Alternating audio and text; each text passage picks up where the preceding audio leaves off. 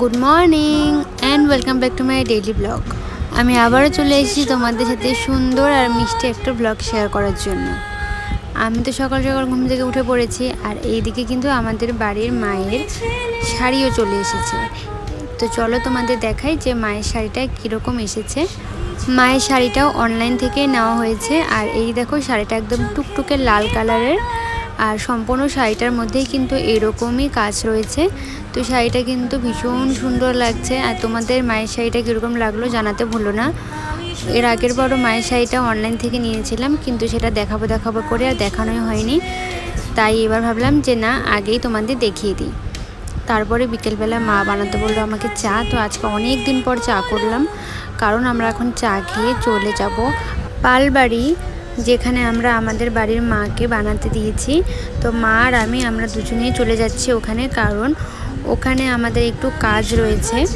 মায়ের যে হাতের শাখা আর পলা রয়েছে সেগুলো আমরা ওখানে দিয়ে আসতে যাব, যাতে ওরা ওগুলোকে পরিয়ে রাখতে পারে।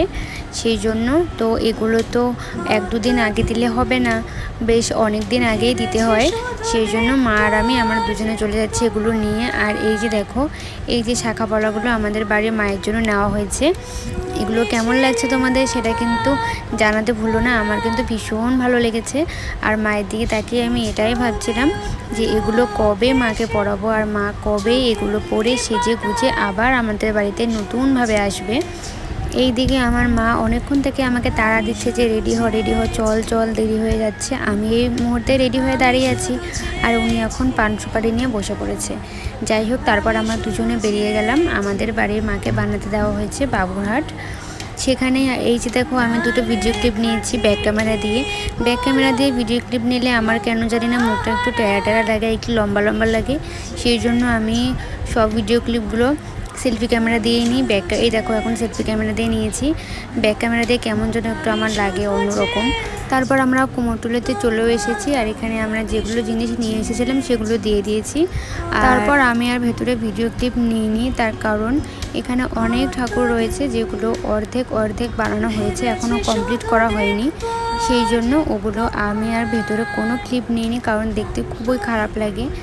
যাই হোক, তারপর আমরা ওখান থেকে বেরিয়ে গিয়েছি।